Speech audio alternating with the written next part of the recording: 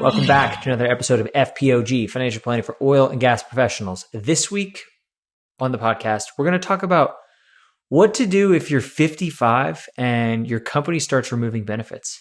In this episode, we're going to talk about what you need to know before you leave, what you're allowed to do before 59 and a half, and then what are some of the biggest tax opportunities and threats related to that decision. And we want to thank our listeners because you are awesome. And this is another listener question. So this question came to us in the context of murmurings about ExxonMobil kind of beginning to wind down their pension and stop making contributions on the employee's behalf. And that is not guaranteed, but that is the thought exercise that kind of prompted this conversation. So Justin, let's start with, because we do see this, right? As people kind of get later in their career, the benefits today for a new entrant is drastically different than what an old lifetime employee had available to them.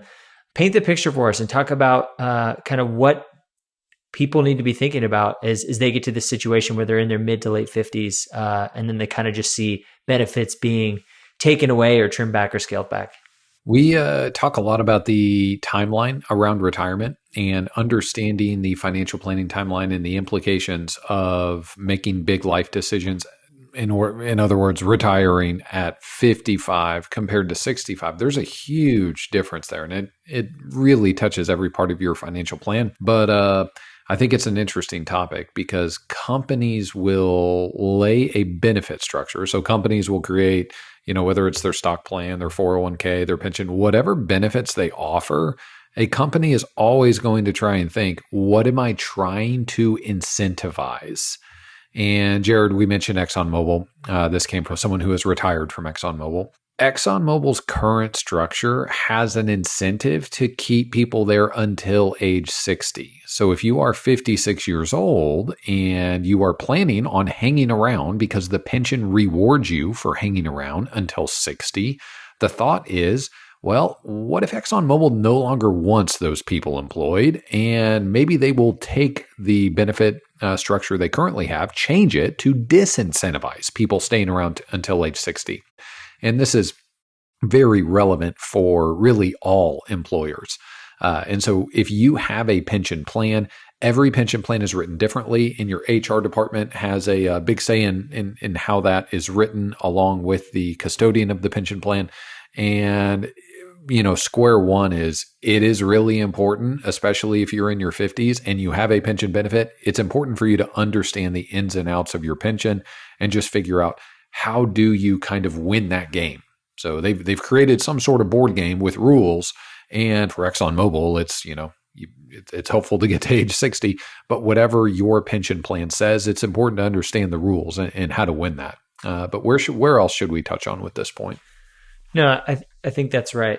Right? Like one of the things that we noticed a bunch was with the change in interest rates. A great example of this is with rising rates, the pension benefit actually decreased. So we had a lot of people doing the math and basically coming to the conclusion that there is a non-zero probability that I could work for the next year for free.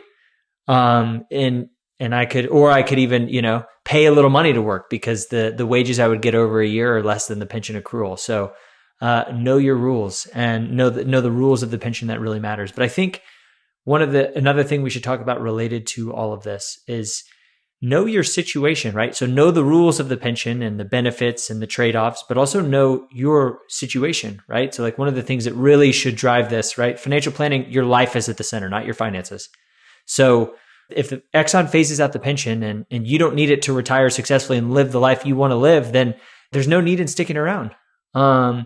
And conversely, if you drastically need the, ongoing pension contributions to successfully retire, or your retirement portfolio can handle, maybe 30 years of time horizon, but not 40 if you retire earlier than anticipated, that's a consideration. So it's kind of these two components of, hey, I need to know the rules of my pension, but I also need to know where I stand financially and how contingent the pension is, or the accrual of the pension is, on me being able to live the life that I want to live.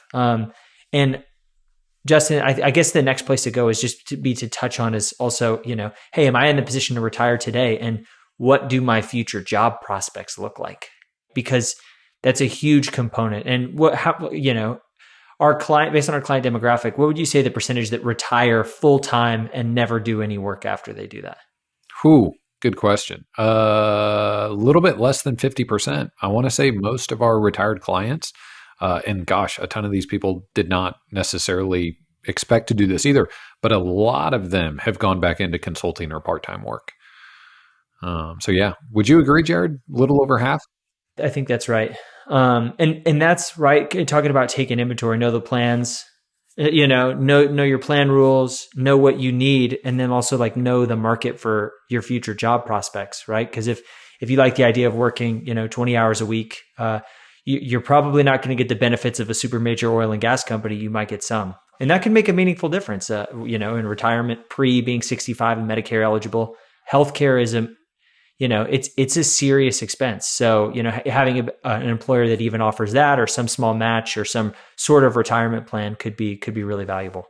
Another way to phrase what you said is that if the pension benefit changes or goes away, remember that the pension is one part of your financial life.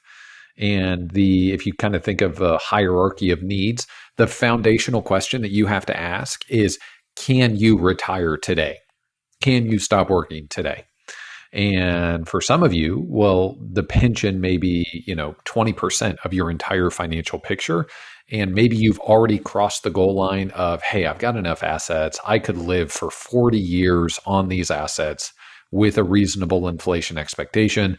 And you've got it modeled out to where you are what we would call financially independent. So work is now optional.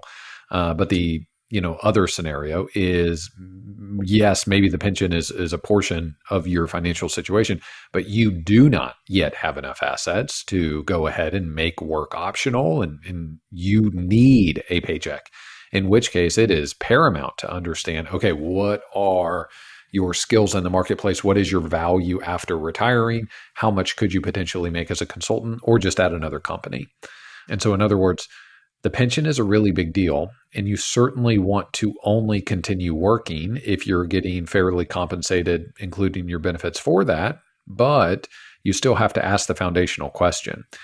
Is this my best option at this current job, or is there a better option? And then overlaid with that is, do you have the ability to go ahead and stop working?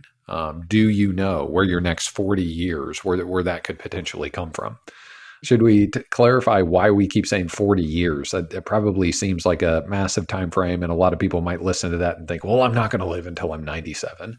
No, I mean, right. Like the reason we plan is right. Like if you look at life expectancy, that's a number that hasn't moved up in the past few years in the US, but medical advances continue to make it possible to move up. But, if you are in your mid 50s, it's definitely in the realm of possibilities living into your mid 90s, right? And so like that's a reasonable time horizon. And the sooner that you retire, the longer your portfolio becomes, the bigger the strain is on your portfolio to produce income, right? So that's really what it comes down to, and it's just prudent risk management. Because if you think about it from an opportunity cost perspective, if you plan for a longer lifetime horizon than you have, and you're short of that, then you may have extra assets at the end of your life. If you underestimate how long you expect to live and you live beyond that, that could create some adverse impacts and financial instability and insecurity late on in your life when health becomes really expensive, and even often living sometimes become really expensive because the amount of care you need. Yep. 2 quick points on that. So think about a timeline. If you retire at 65 and however long you live, that is very different than retiring at 55. And one of the difficulties of retiring young is, well, you obviously spend more money. If you're going to be retired for 25, 30 years, you are going to spend less than being retired 35, 40 years. Just a simple math calculation, not even thinking about inflation and other variables. But then the second and probably the more difficult obstacle to overcome is, if you retire at 55 and you don't do a whole lot of work thereafter, well, that's 10 extra years that you miss with compound interest. And so, Jared, what happens to a portfolio if it grows at 7% a year in 10 years? Yeah, Law 72 says it's approximately double That's what right. its value is. Yeah. So if you're 55 and you have 4 million, well, just doing nothing for 10 years and letting that 4 million continue to grow, that gets you to 8 million. That's not nothing. I think the final thing I would say with that point, though, is, everything we just said is a reason to continue working or to go into consulting. And I do want to be mindful that we make decisions all the time that don't maximize your bottom line financially. And so I've got a bunch of kids. I like to go out to eat. I like to do other things that cost money. Every financial decision you make that is an expense, anytime you have to give money for something, well, financially, you would be better off not spending money, and you would be better off working forever. But we don't maximize always for the financial bottom line. A lot of times we maximize for what is the life bottom line. And so it's just important to cover all those bases. Yeah. And I would say you're making investments, just not of the financial variety, right? Like you're trading this thing called currency, and using it to build relationships and memories and experiences. So like definitely worthwhile endeavor. Well, I would be remiss if I didn't mention that I just spent an enormous amount of money last weekend taking my wife and my parents to the Big 12 championship game that K-State did win, their third Big 12 title, which I think we can all recognize Kansas State as the premier program in the new Big 12 conference. But to your point, Jared, that was an incredible time. And yeah, it cost a lot of money, but I'm really glad I did it. That's exactly right. But so we talked about, changing your retirement time horizon. And it's funny, where we'll go next, you talked about the base layer of the hierarchy of needs. Okay, do I have enough to retire?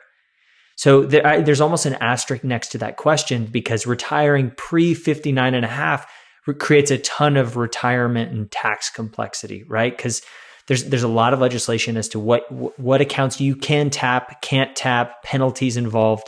So if you're retiring from a company and everything's in a pension and a pre-tax 401k, the number you think you have, if you have nothing in taxable assets to fund until age 59, you could have drastically less because you're having to pay income tax and penalties. So you might have enough on paper, but you have to think about the after-tax, after-penalty amount. And so that'll kind of go into step 2 that's really talking about, okay, what are we allowed to do before 59 and a half? Because there's some pretty important rules and things that we need to be aware of there. Okay, so maybe the first idea with this point is understand your family balance sheet by tax registration. So when you're looking at your different accounts, all of your assets, it's important to understand where are your assets and how much of your assets are in what we would label a red bucket, which is a pre-tax 401k or IRA. So your 401k, a pension, any pre-tax money in an IRA, that is one distinct bucket because you are subject to income tax when you take distributions. And an IRA, you're not allowed to take it without incurring a penalty until you're 59 and a half. But there are a couple exclusions you could take advantage of if you do them properly. Then, so income subject to future income tax, that's one bucket. Another asset you could have, we would put a green color on this. This is Roth IRA, Roth 401k, a tax-free bucket. And there are some opportunities to tap into a Roth IRA, but it does still carry a partial 59 and a half rule with it. So you need to understand the rules for accessing your Roth dollars. And then the final part of your balance sheet, and this one's going to be one that is very instrumental if you want to retire early. It is very helpful to have some assets in a non-retirement account. That could be checking account, savings account, a brokerage account that's not an IRA, so just a joint or individual brokerage account. So having assets that are not in tax-sheltered retirement plans is really beneficial. Anything you'd add to that before we talk a little bit about NUA? No, jump right in NUA. Okay, perfect. Net unrealized appreciation. So this initial example with this podcast was ExxonMobil. So perfect use case for NUA there. Chevron, ConocoPhillips, Phillips 66, and tons of other companies have NUA in their 401k. So you own shares of your company stock in the 401k, but a 401k is subject to future income tax. But if you own stock, that is normally subject to capital gains. That is a way more favorable tax structure, capital gains is, compared to income tax. So to alleviate this strange ordeal where you might have company stock in a 401k, the IRS allows you to elect net unrealized appreciation on your shares of stock that are held in a 401k. So simply put, you're taking shares of your company that are in a 401k, you're moving them out of the 401k, you're sending those shares to a non-retirement brokerage account, because in that brokerage account, you are taxed as capital gains. So there are huge, massive opportunities for getting NUA right. If you have shares of, let's say ConocoPhillips levered stock fund, and the cost basis is $5 and the market value is $100, that is a beautiful NUA scenario. Let's do one with ExxonMobil. Maybe you've been working at the company for 3 decades and you've got some older shares that you purchased for $14, $12, $15. And let's say ExxonMobil, at some point recently, it was around 110. So if you can take those low basis shares, get them out of your 401k, you can now face capital gains tax on those shares. But in order to do NUA, you cannot do a disqualifying event. And so you can't take money out of the 401k, take distributions, and then do NUA. Those distributions that you take could disqualify your ability to do NUA. And remember, NUA is for some of you, NUA can be a 6-figure tax opportunity or more. We are talking about massive lifetime tax savings if you get it right. And so if you are 56 and you're going to leave the company before you're 59 and a half, it's important to have a strategy around your NUA, and you cannot make disqualifying events because you need income during that time. So it's important to get it all right at once. You have to, if you do NUA, you got to clear out the entire 401k. So you can't leave money in there to then take out because 401ks are not subject to early withdrawal penalties if you leave in the calendar year that you turn 55. So IRAs, 59 and a half, 401ks, 55. So that when you hear that, you think, well, my 401k is a great source of liquidity, great source of income until I turn 59 and a half. But if you have a huge NUA opportunity, it probably is not.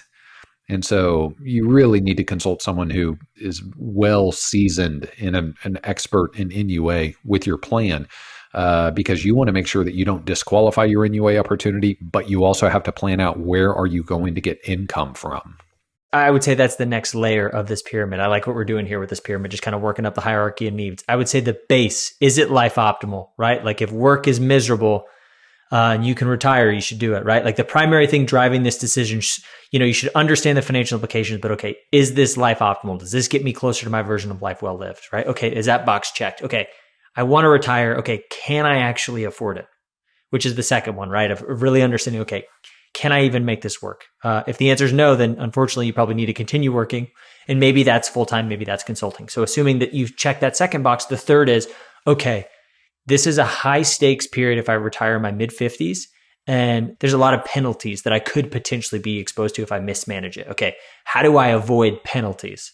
So that's kind of the third layer. But okay, let's say you've crossed that third layer and you're liquid enough and you know how you're going to fund your living expenses at 59 and a half. I would say the next layer on top of that, okay, how do I further optimize? So, okay, I've avoided any potential pitfalls, mistakes. Okay, let's take it another level. Is there any optimization opportunities? And what strategies can listeners use to kind of plan for that?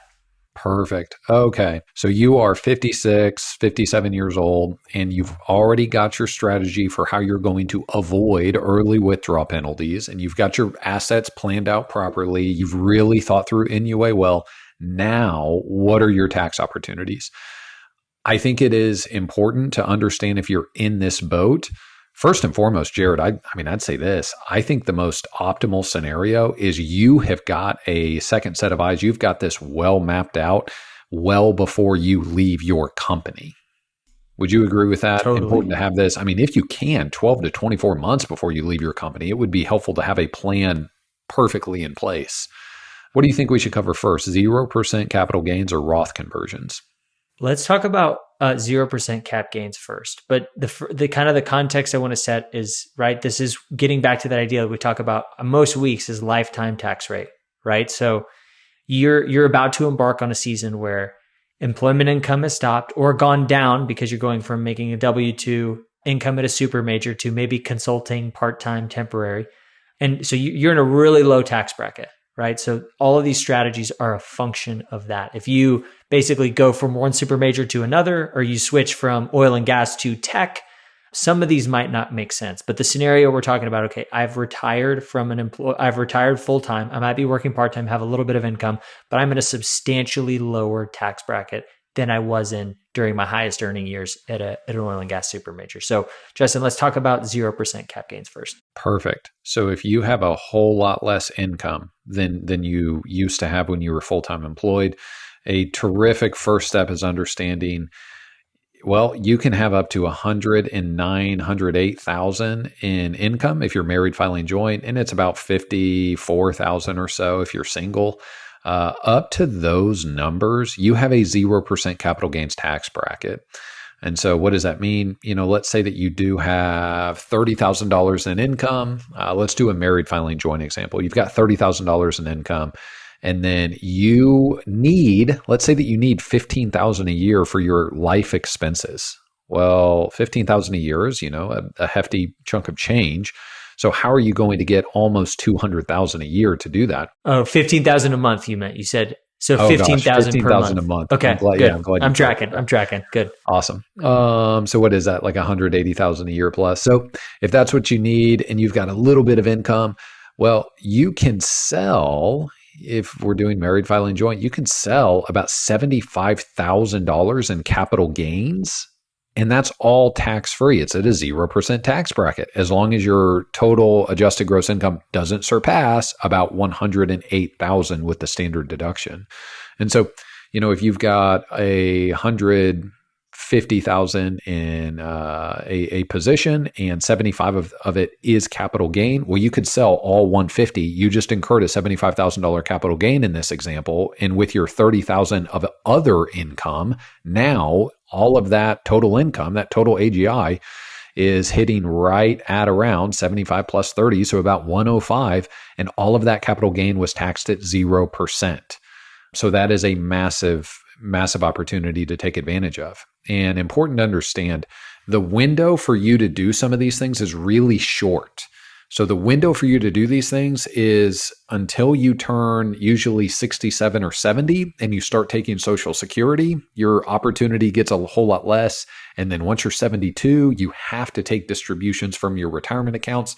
The window totally closes there for most people. But then there's a third door that closes, and that is whenever you run out of non-retirement assets, there's a whole lot less that you're able to do. It is far easier to do some tax planning when you have some non-retirement assets. And so, I think the one thing if you're listening to this, you need to remember that, hey, it's great that number one, you were able to retire. Great job. Number two, you navigated the 55 to 59 and a half tax traps and you avoided early withdrawal penalties. Great job.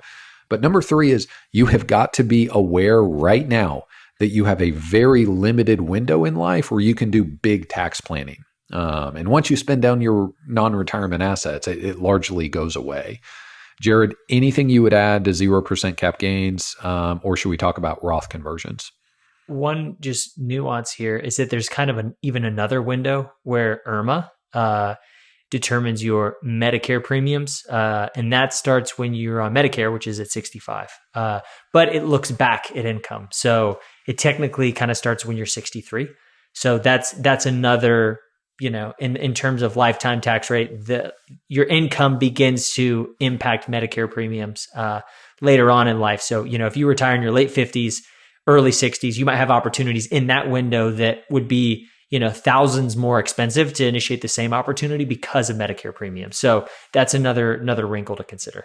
Oh, and quick recap with capital gains. It's very tied to NUA. So if you're 56, 57, let's say that you do elect NUA on $200,000 of ExxonMobil stock or ConocoPhillips or wherever you are, that same stock that you elected NUA on, that next calendar year, if you have no other income, those can be shares that you sell at a 0% tax bracket. Oh, and quick nuance there. NUA shares are unlike almost any other asset in the tax code. Just about any asset you own right now, it gets a step up in basis when you pass it down to your children after you pass away. But NUA shares do not get a step up in basis. So those can be terrific shares to enjoy income in early retirement years at a 0% rate. And remember, that came from a 401k. And one thing we talk a lot about is, if you have pre-tax assets that surpass $3-4 million, part of those pre-tax assets, 401k, pension, IRA, all of that combined, part of that bucket is likely going to face a 30% plus tax rate at some point. And so NUA and then the 0% tax bracket, that's an incredible way to start to put your assets at a much better future tax rate. And like we mentioned, that's going from potentially 30% plus down to 0%. So big opportunity there. And this is kind of connected to that. What about Roth conversions? Yep. So Roth conversions, just taking part of your pre-tax IRA 401k bucket and converting it partially to Roth IRA. Really important, Jared. Let's start with what you mentioned, Medicare IRMA premiums. So when you're 63, your income that year is going to determine what your Medicare premium is when you're 65. So it looks back 2 years. So if you are retiring at 56, 57, hugely important to, if you've got, more than 3 million in retirement assets, if you've got 5-6 million, really critical that you're doing some partial Roth conversions.